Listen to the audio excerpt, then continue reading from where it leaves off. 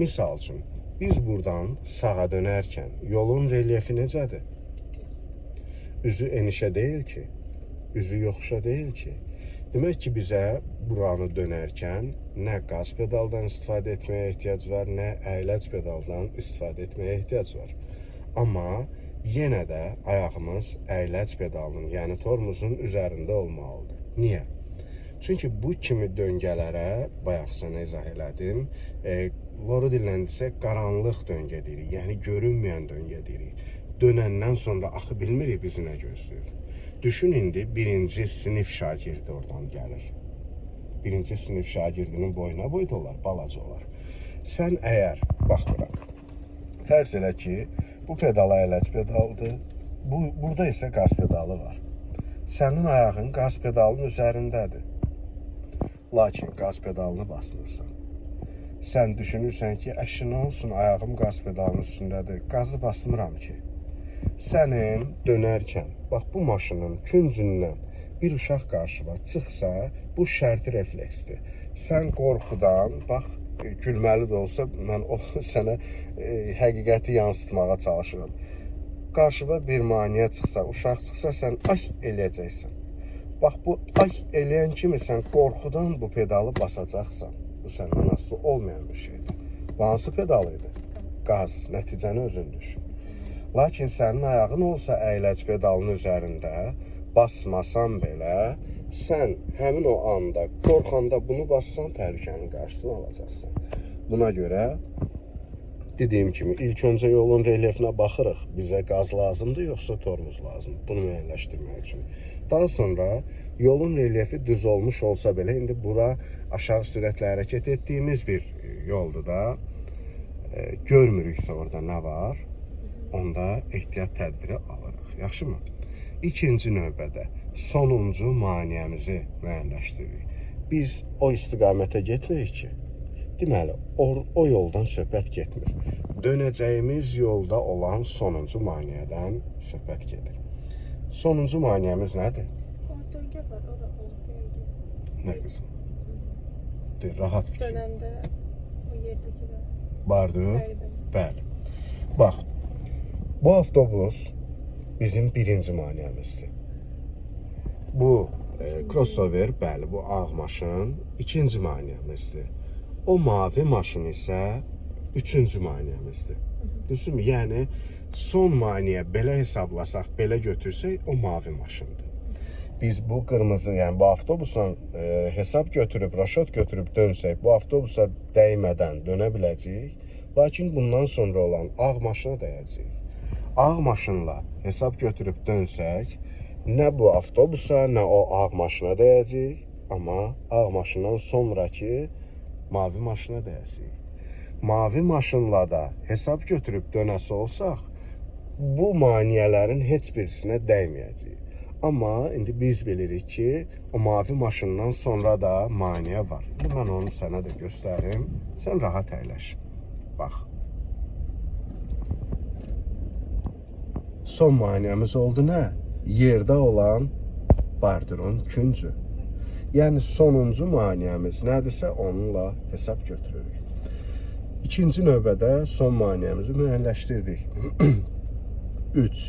Həmən o sonuncu maniyə ilə bizim avtomobilin bax bu böyrü arasında nə qədər yan məsafəsi olar?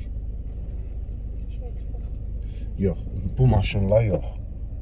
1 metr qızım, bir iri addım deməkdir. Bax, misal üçün, bardurun küncünü görürsən, bardurun küncü ilə bax bu hasarın küncü arasında olan məsafə təxminən 1 metrdir.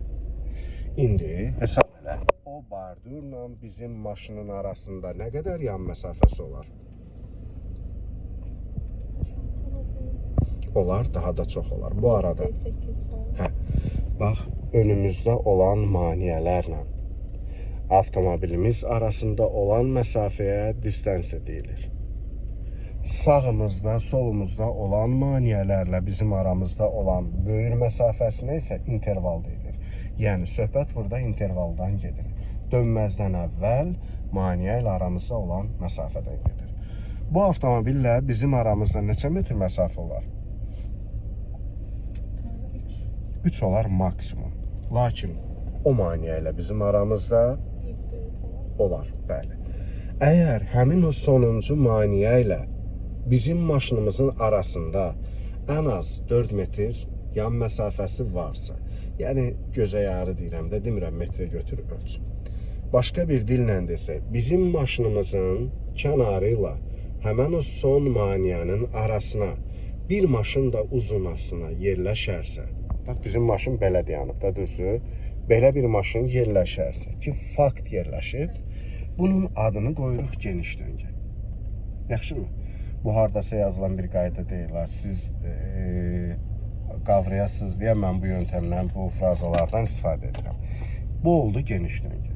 Geniş döngələrdə avtomobilimizin ön hissəsi, yəni burnu, həmin o sonuncu maneə ilə paralel olanda dönürük və rolu cəmi bir qrup döndəririk. Aydın oldu? Amma dönəndən sonra o bardura baxılı qalma.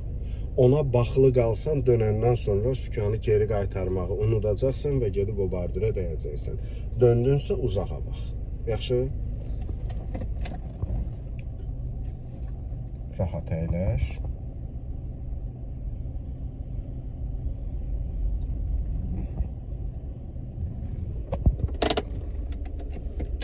İndi buyur, əyləci özün bas. Qoy deyə. Daha sonra əl əyləcini endir. Sağa dönmə siqnalını yandır. Bax güzgüyə. Kimsə gəlmir ki? Gəlir. Onda gözləməliyik. Yəni kör-körənə hərəkətə başlama. Bu tərəfə bax. Böyründən bir adam keçmir ki. Bax gördünmü buradan bir qadın keçdi. Yoxdur. Buyur əyləci bırax. Get. Rahat ol. Maşının burnunu çat. Görmürsən hələ? Onda qızım, ay sağ ol. Bax, indi mən sizə demək istədiyim budur. Döngələrdə, indi mən izah verirəm sizə. Bu işin nəzəri tərəfidir, amma praktiki tərəfində də sirri var. Siz döngələrdə hökmən ki, əyilməlisiniz qabağa ki, oradan gələni vaxtından əvvəl görəsiniz.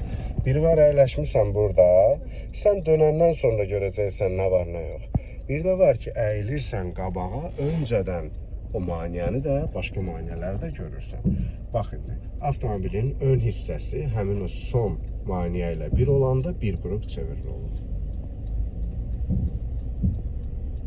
Əyləci bıraq və çevir qızım. Bir dövrə. Bax, bir dövrə burada tamamlandı. İndi uzağa bax, yaxşı? Uzağa bax, tələsmə. İndi qaytar onu. Əla. Çıxmadın ki, kiminsə yoluna. Dəymədin ki, sağdakı bardura. Bax, buna deyirlər raşot. Və bu kimi bütün döngələrin raşotu var. Bütün döngələrdə eyni hesablamalarla dönmürük. Digərlərini də izah edəcəm. Bu oldu hansı döngə? Geniş. Geniş döngə.